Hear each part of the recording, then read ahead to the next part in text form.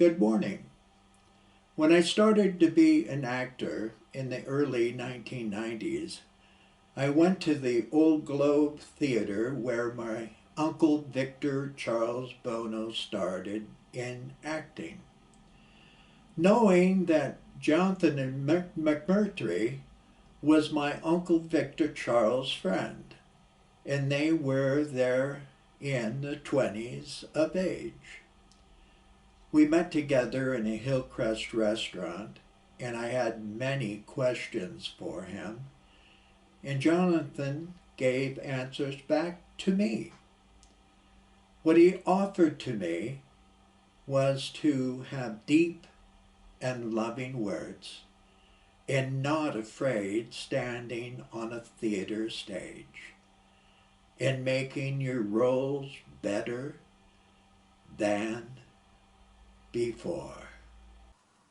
In 1961, Victor Charles took a family photo of us in their beach house living room. Standing in the back row was Tony Edwards, my father Sonny, David Francis, my mother Hilda, and kneeling in front was my grandma Mert and Victor Francis's sister Elna Buono. Victor Francis's mother, Rose Buono, was sitting in a wheelchair, and sitting on the floor was my sister Renee, me, and my older sister Teresa. How many people have the experience of having a family member who is a professional television and motion picture actor? There were approximately 180.7 million American citizens in 1961. The number of professional actors working in Hollywood was like the size of a drop of water in the ocean. Most American citizens go throughout their lives without the masses knowing who they are. But Victor Charles's name was well known by millions now, and it put him into an entirely different circle. My father Sonny was 11 years old when Victor Charles was born, and they lived together in the same houses between the years of 1938 to 1949. My father saw the good and bad behaviors of Victor Charles while he was growing up. Throughout my father's life, he spoke precious little about his experiences of when living under the same roof with Victor Francis. He once told me that Victor Charles was favored more by Victor Francis than me, because he had the Buono blood passing through his veins and he didn't. In 1961, Bette Davis was in the motion picture Pocketful of Miracles starring Glenn Ford.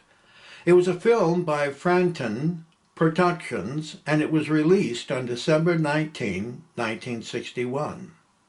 Bette Davis must have been very happy knowing Joan Crawford didn't have a motion picture that year. Frank Sinatra was slowing down a bit in 1961 with only having one motion picture that year, being The Devil at 4 O'Clock starring Spencer Tracy. Victor Charles would soon befriend young actor Jonathan McMurtry at the Old Globe Theater. McMurtry's name was in the San Diego Union-Tribune newspaper on May 2, 2004, written by Anne Marie Welsh, and it printed, "McMurtry was 19 when he seduced a panel of judges listening to him speak Shakespeare. He was studying graphic design and working for Disney in Los Angeles when a teacher talked him into preparing for a Shakespeare competition. He won the Western Regionals with the solemn poetry of the soon-to-be deposed poet King Richard II. In New York, McMurtry tied for first in the national finals with Larry Linville, later Frank Burns on the MASH. Their prize was a year's scholarship to the Royal Academy of Dramatic Arts in London. Both went, but McMurtry was smitten big time. He stayed on an extra year, studying with such mentors as the Royal Shakespeare Company's John Barton and voice coach, Margaret Kerrington. My Uncle Tony once told me that when he first met Jonathan McMurtry, he thought he was gay, but that was only Tony's opinion. I believe Jonathan McMurtry gave this quaint confession of being gay when he was a young and pretty man in the newspaper article written by Anne Marie Welsh. Victor Charles and Jonathan had a very close relationship in the early 1960s, and they most likely may have had sexual affairs as well. My Uncle Tony also said to me when he and David Francis weren't driving Victor Charles up to Hollywood, it was Jonathan McMurtry who was behind the steering wheel. Victor Charles didn't have a license then, and he didn't know how to drive a vehicle until later in the 1960s. I personally spoke with Jonathan McMurtry in a diner over a cup of coffee in the early 1990s, and after having a long conversation about acting, and when going home, I thought that Victor Charles couldn't have had a better friend and lover as Jonathan McMurtry.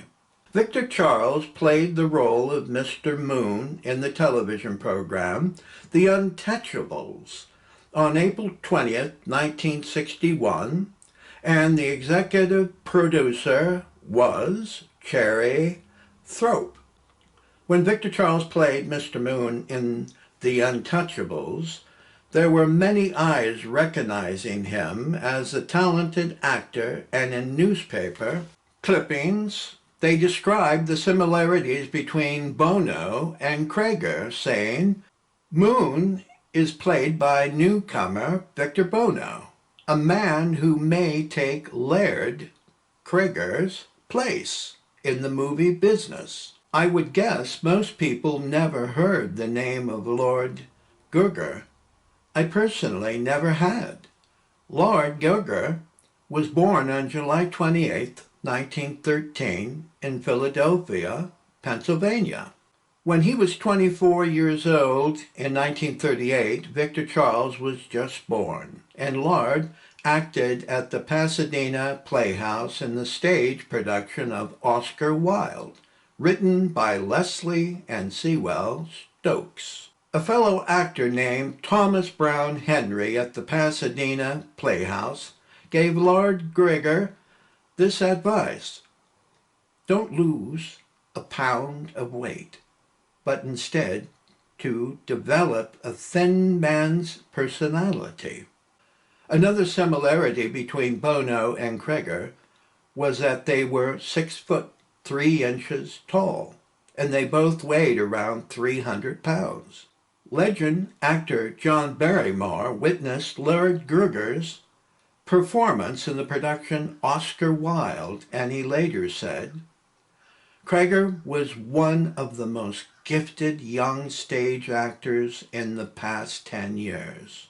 In 1942, Lord Gielgud was in the stage production of The Man Who Came to Dinner.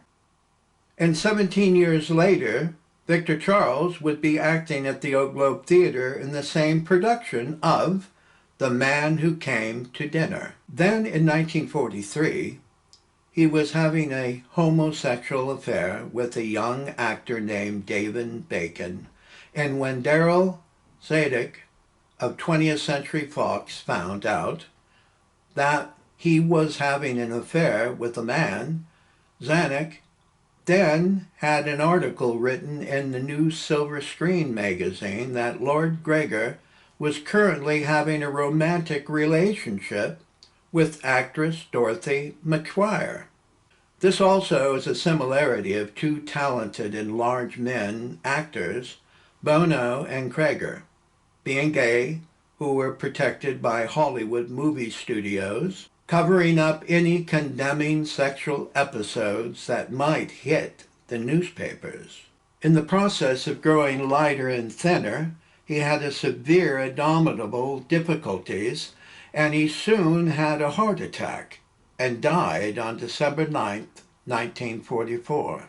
Victor Charles's third television program on Sea Hunt, titled Underwater Drop, he was playing the role of Seminard, and it was aired on February 6, 1960. 2 days later, on February 8, 1960, actor Lord Gregor received a star on the Hollywood Walk of Fame at 1716 Vine Street in Hollywood, California. This, too, was an amazing similarity of these two talented actors having the same height and weight and sexual preference, and they both were mirrored alike with greatness as well.